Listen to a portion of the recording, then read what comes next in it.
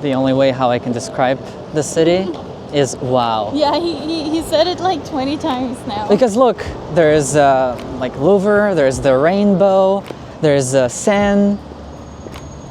Highly suggested to watch Emily in Paris because yeah, they definitely showed it in many different angles. But what a gorgeous city! Definitely the city of love. Je te glisse entre les doigts. Je te glisse entre les doigts. Je te glisse entre les doigts. Je te glisse entre les doigts. Réveille-toi.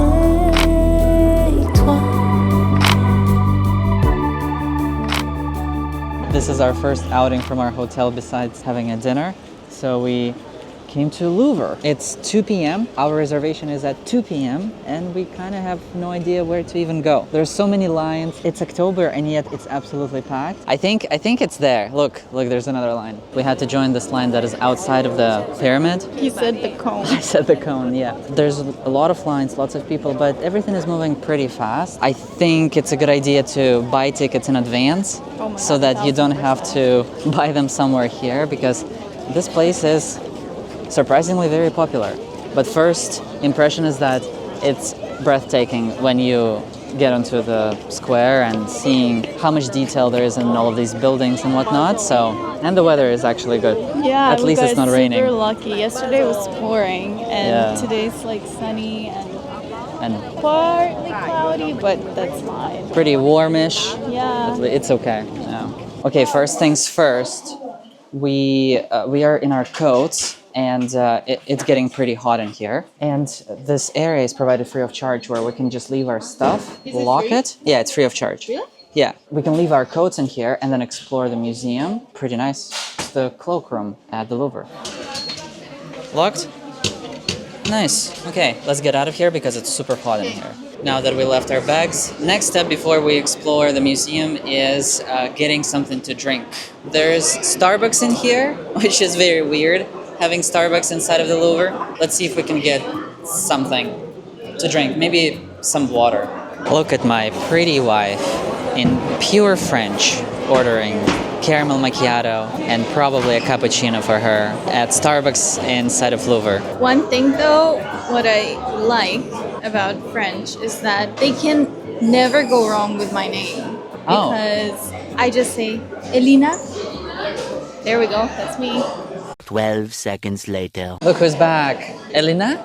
Elina. Elina is back? Elina is back. What? Look at these cups. And both cold and hot are served in these.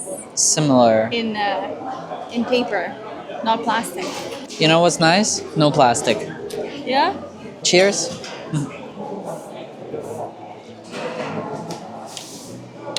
Good. Does it taste French? Does it taste Parisien? Tastes very American French.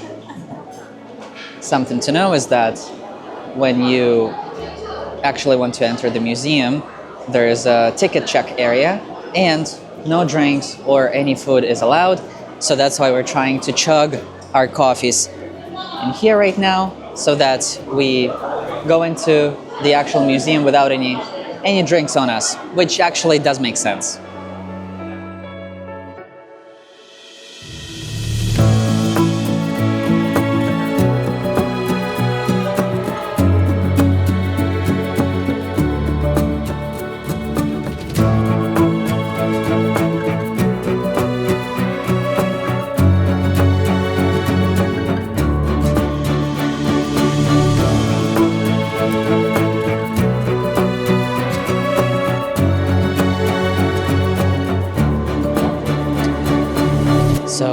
This is my first time here and I'm pretty sure there's like multiple levels to explore and of course multiple everything, but we just got into this, I don't even know, I think it's French sculptures and it takes your breath away. Like I want to film everything, I want to show you everything, but I can't because I'm just kind of at a loss of words of how pretty it is, and this is just maybe like 1% of it. So I'm gonna try my best, but I don't think this can really show you what it actually means to be here.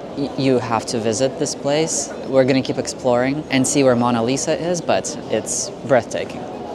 What surprised me a little bit is that people actually come here just to paint. They sit on the floor, they would look at the sculpture for I don't know how long, and they will just paint. This is the peasant family from 1642. Now let me do a quick comparison with our dog from 2024.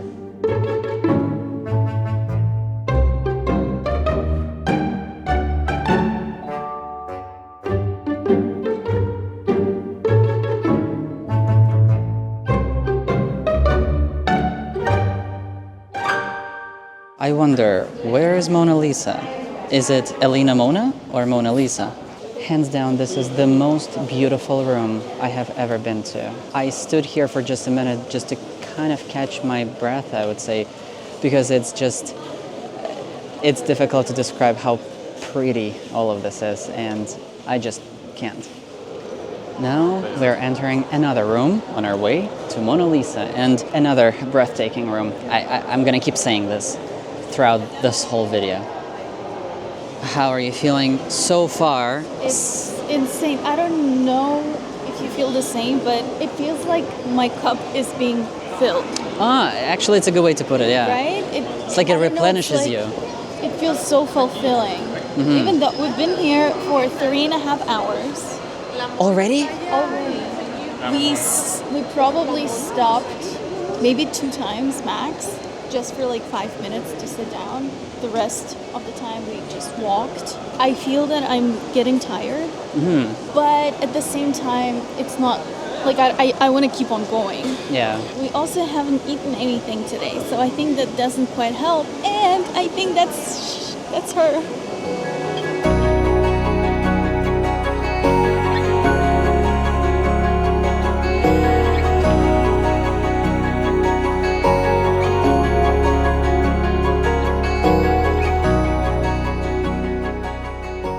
I anticipated more people to be here, but in fact we can actually take pictures pretty well. I think October, and today's, I don't know, Wednesday or Thursday, I think that probably helps.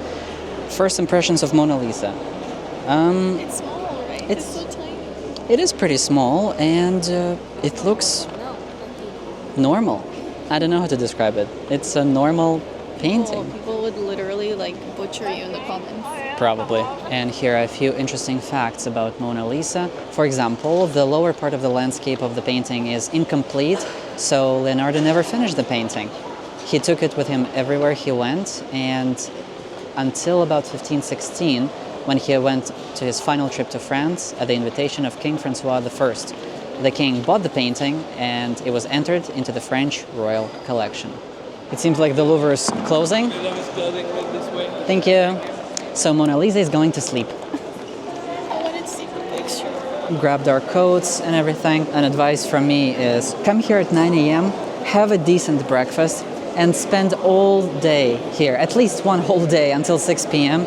Because, well, we spent like 4 hours, not enough, and now they're just kicking everybody out. Well, no, they politely asked. Politely, people yes. to- They're like, please, we're closing. Mona Lisa wants to sleep. And wear comfortable shoes. And look at this. This is an upside-down cone. We decided to stop by a place called Camila, and Elena is absolutely losing it because it's so cute and she just wants to cry. But we got some burrata, we got a glass of champagne, and I got a passion cocktail. Usually I get very feminine drinks for some reason. And we have some bread, and then what else is coming? We have some gnocchis, and for you? Gnocchi and salmon. And salmon. Our second dinner in Paris. Cheers.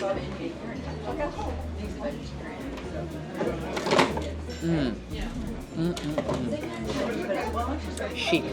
Réveillé et pas endormi, demi-lune à qui je crie, à tous mes rêves qui sont vidés dans mon cerveau malade today. Malade today. Faut pas arrêter car c'est la vie, on sait jamais alors respire les problèmes. Merci. Cheers. Absolutely zero clue what's happening, but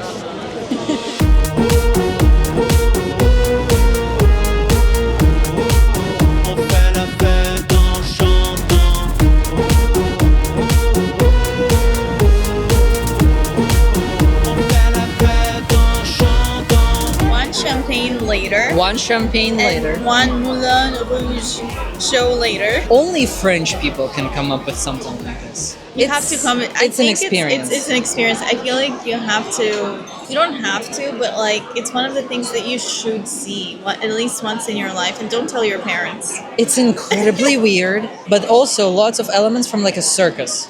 That's true. I mean, oh my god, so many talented people, like so many flexible people. How do you call it? Acrobats. Acrobats. Yeah. True. So it's like a combination of a theater, a circus, and a musical all in one. Dance. But to be honest, I love their costumes so much. They're so colorful, extremely and vibrant. So colorful, so vibrant, so sparkly.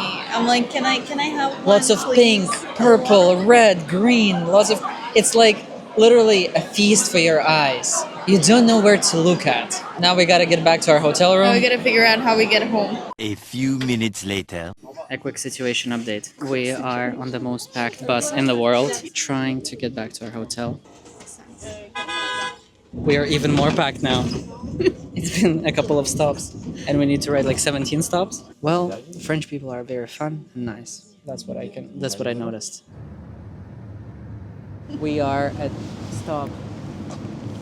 I don't even know what stop we're at, and we're waiting for bus number N12. It says 13 minutes. It says 13 minutes. The schedule says that it should be here in about 5 minutes. So we'll see what happens. Wow. We're boxing in French. 1, 2, 3. 4. Situation update number 247.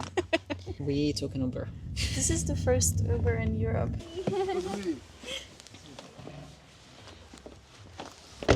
We made it back to our hotel, took an Uber. It actually took much longer than I expected. Yes, and also this was the first person who was actually excited about me speaking French. He was like, Merci. Yes, Bonne he said, nuit. Hi, please let us in. This is our hotel. Oh, thank you. Merci. Day 2. Good morning. Morning at 3 p.m. It's currently 3 p.m. We decided to screw the subway today. We're going to explore Paris by bike. We are on our way to find one of those green lime bikes that are stationless and explore Paris that way. We're actually on our way to some sort of a Boulangerie to grab some, I don't know, croissant. And we'll see how the day goes, but it's already 3 p.m.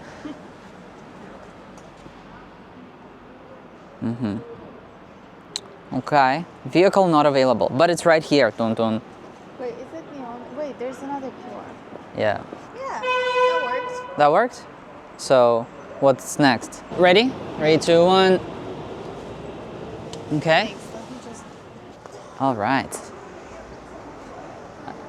So these bikes are extremely aggressive when you just want to initially accelerate. It doesn't give you any break. It's like, all right, we gotta go right now. And then it just like, boom, and then it just goes.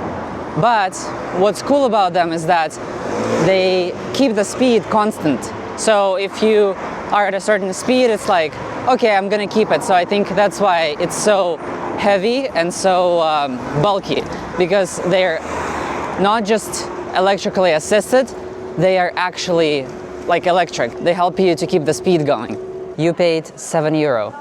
€7.16 for a trip that was 22 minutes the trip was. And roughly 2 kilometers. This is probably the most expensive bike ride ever. So these bikes are definitely not cheap, although kind of nice.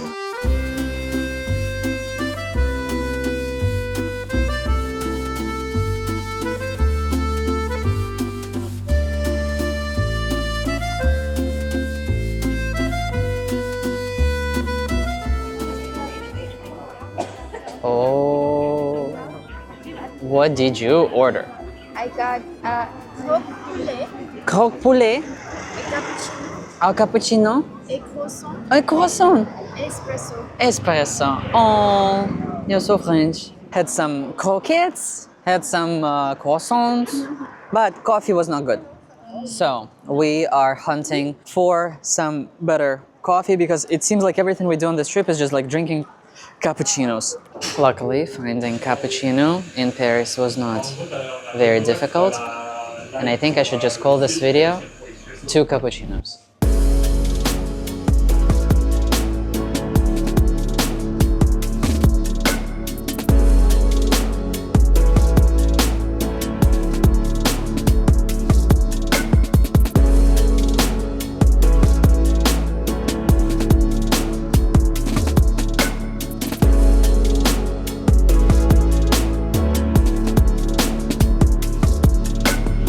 We biked all the way to the Notre Dame. Luckily, I have the best and the most expensive tour guide in the world that now charges 1,000 euros a month. A month, a day. A day. Oh my goodness. Okay, so can you tell me some quick facts about the Notre Dame and what happened to it? Yeah, so unfortunately in 2019, Notre Dame suffered a devastating fire. Fire was so bad that it pretty much destroyed the roof of the building, some of the structure. However, luckily, 2 twin bells were saved.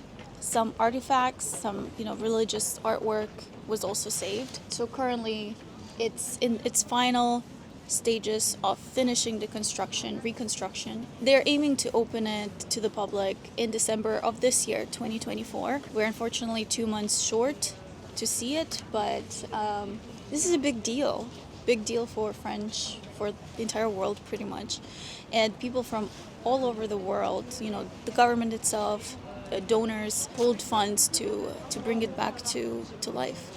After we checked out Notre Dame, we are now probably going back in the area of our hotel, but on our way there's also the Arc de Triomphe, or the Triumph Arc. I think we want to check that out.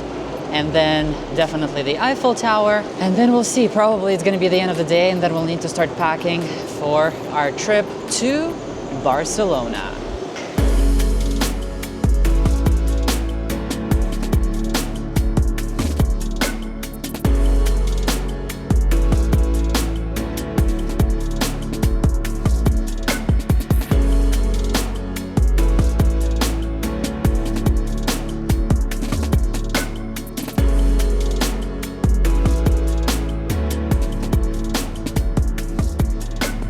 Now, what can you tell me about Arc de Triomphe? It's one of the most famous monuments in Paris. It basically was built to celebrate and honor the victory by Napoleon Bonaparte, to celebrate, the French army and the nation for being super patriotic. So actually, on the arc itself, you can see pieces of battle that was captured. They started building this arc in 1806, and it took them 30 years to complete it. So in 1836 it was completed, and it seems like it started lighting up as we speak. Yay. It matches your My jacket. your jacket. Yeah, it's about 50 meters tall, and I think there is a viewpoint at the top, so perhaps all these people in line are waiting to get up to see the Paris from the top. Thank you so much. 1,000 euro.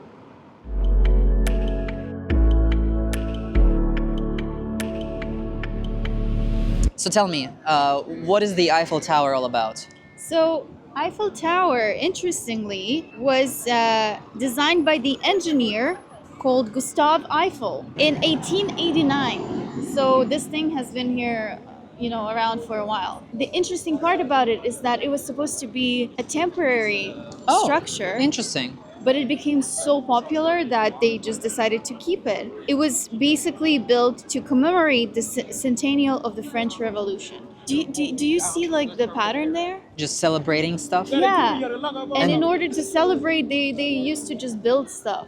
Fun fact, the height of this thing is 330 meters. Mm-hmm. But I also think a lot of Parisians find it annoying, eyesoring, yet a lot of people from around the world absolutely love it. And I think it's cute. it is cute, especially when it sparkles. Like, I love the sparkles. It's not too tall. It's not, no. Yeah. It's But like... it's, decent size. It's like... Yeah. Okay. Just placed it there. Thank you so much. You're welcome. This is our view on our way back to the hotel with some sparkly Eiffel Tower, even though it's not lit up in orange anymore, it's just sparkly. All right, next stop is our hotel, and we gotta start packing for our trip to Barcelona tomorrow. Are you excited for some warmth? Yes. Still sparkly. So sparkling. Yeah, Yes, but I will miss Paris. not sparkly anymore. Oh, whoa. It's actually fully off. It's like Eiffel Tower Whoa. doesn't even exist. Eiffel. Who? All right, see you later.